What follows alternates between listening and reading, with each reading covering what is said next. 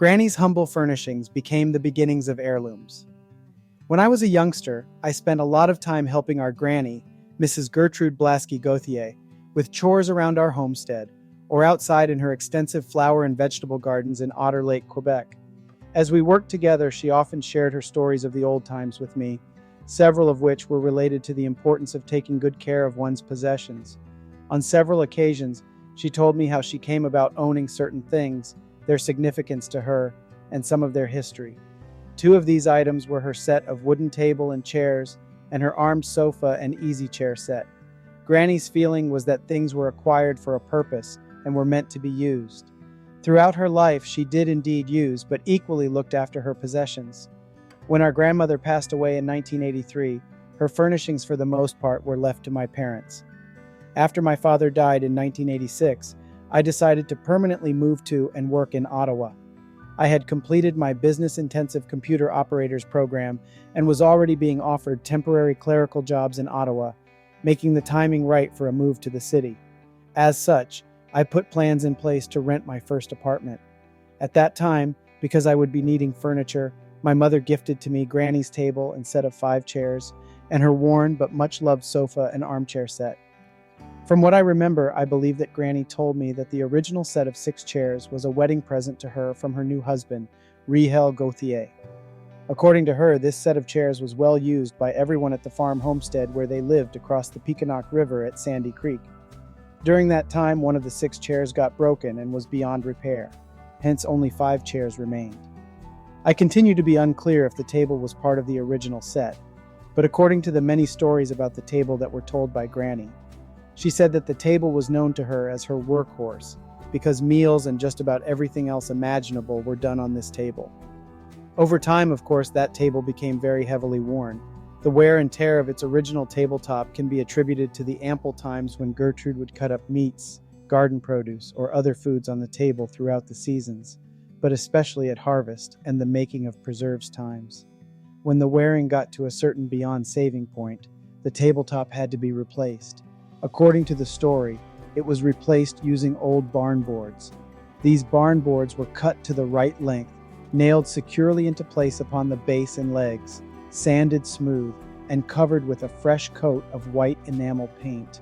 As such, the table that I have always known in Granny's front parlor in our homestead could be the original one from Sandy Creek, the one with a barn board top, the table that came with the set of chairs, or perhaps it could be a table that was brought from Ottawa to Otter Lake when our grandmother, who worked and lived in Ottawa for a while, moved back to Otter Lake to live with us. If this is the case, it would have happened when Gertrude moved back to Otter Lake at the time when her daughter, our Aunt B. Kavanaugh, got married. I do, however, believe that it must be the original table from Sandy Creek because its top is definitely not the original one. It does look and feel like the softwood of barn boards, and the nail heads are clearly evident where they were hammered into the tabletop so many years ago. My memories of the small dinette set are from my days when I was living on Martineau Street in my hometown. The table and chairs were kept mostly in the front parlor of the house, which was considered Granny's part of the house. The set was not normally used for eating, but could have been used as an extension to the big kitchen table when lots of relatives would come for visits and big meals were served. It was mainly used by Granny to play cards or to plan her quilts or to plant her flowers, etc. Because Granny's sitting room was also the TV room, the chairs were often used by my siblings and me when watching TV. While I was living at home in Otter Lake, I remember the set being painted several times, and usually the chairs were redone every couple of years in some shade of brown paint. The table legs were painted the same brown, and its top was always painted white. At some time in the 1960s or 70s, I do remember the set being painted black and white, which was a new look that my mother Veronica wanted to try. In the mid-1980s, just before I moved to Ottawa, I took an interest in refinishing furniture. I had stripped the paint from the table and chairs, made repairs to all chair joints, and restained everything in a mahogany color. Of note, I nearly ruined the chairs. I thought it would be much easier to simply cut off their backs with a carpenter's saw to refinish the wood. What a mistake, because I soon discovered that the back-rung spindles could not be easily reattached. Thankfully, a family relative, Mr. Isidore Blasky, a fine carpenter in his day, was able to fix the set of chairs by making new back chair rungs and by attaching everything once again like new. The set then moved with me to Ottawa when I rented my first apartment on Carling Avenue. From there, I brought them to my other future Ottawa apartments on Richmond Road, Gladstone Avenue, Laurier Avenue, Cooper Street, and then finally to the house I purchased on Hinchy Avenue. When I was the owner of Granny's set of table and chairs, only minor repairs were required from time to time, especially when loose chair rungs had to be re-glued. In October 2018, because I decided to sell the house and downsize to an apartment or condominium, the dinette set made its way from Ottawa back to Otter Lake to be kept in storage for my niece Kayla. Kayla would use the furnishings when she would be ready to set up her first home. Kayla had shown great interest in inheriting her great-grandmother's furniture, and I was pleased that this set would continue to be kept in our immediate family. The table and chair set is now used in Kayla's beautiful dining room.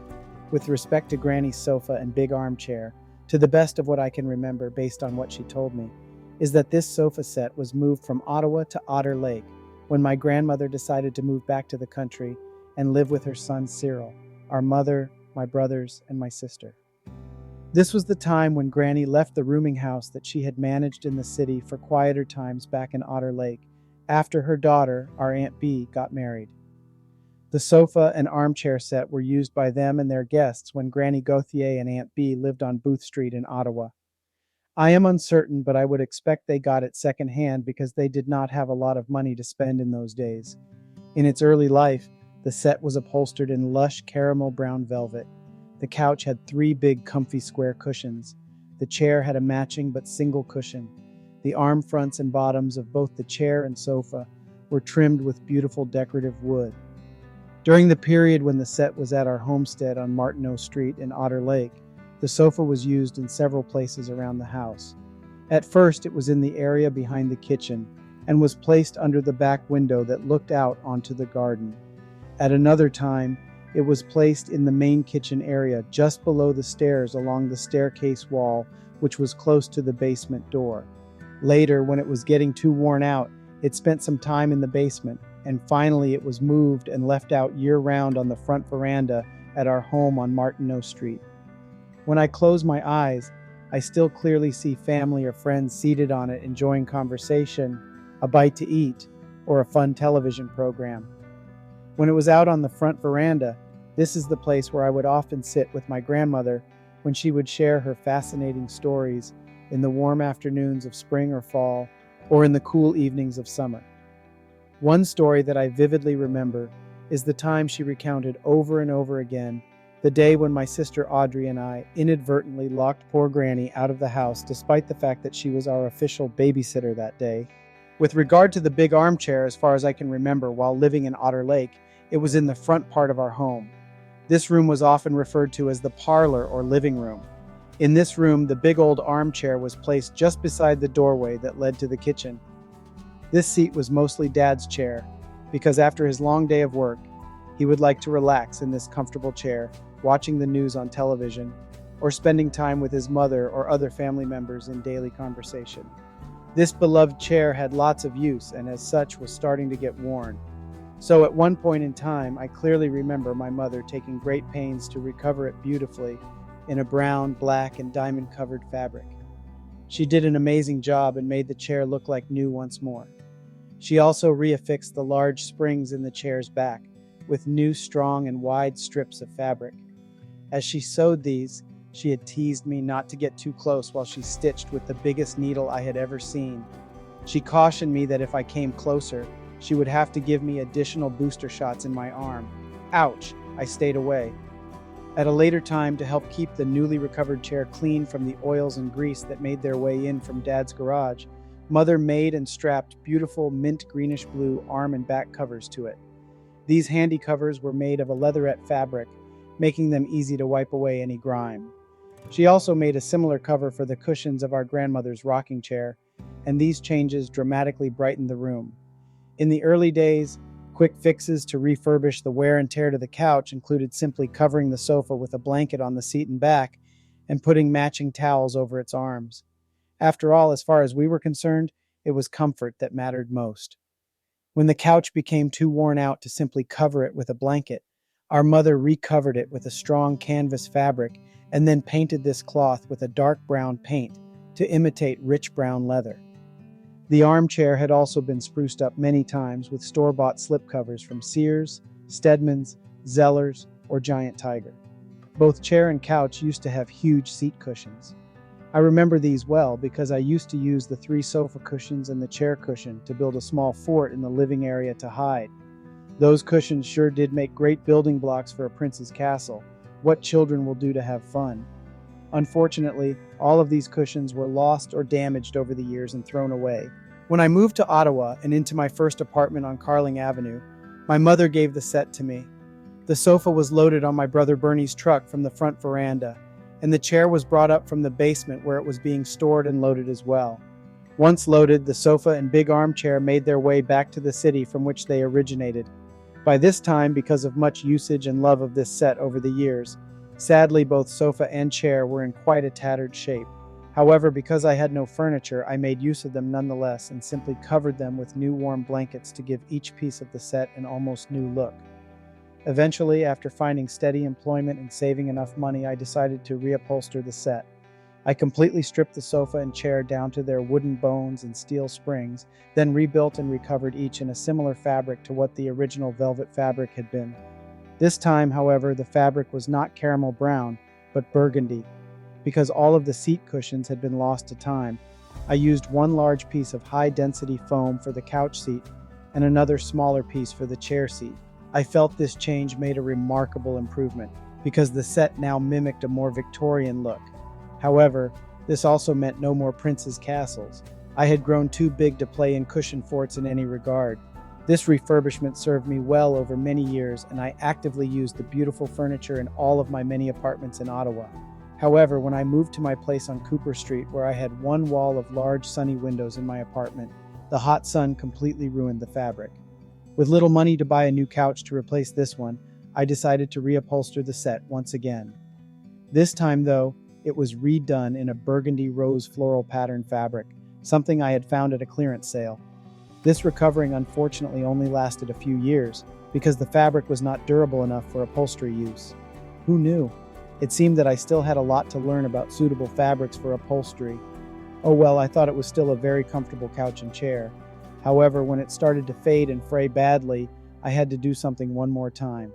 After only 2 summers of facing the bright sunny windows, the sun finally ruined this new fabric completely. For a temporary fix, I made burgundy slipcovers from a bedsheet set. These slipcovers still exist today and do make excellent dust covers.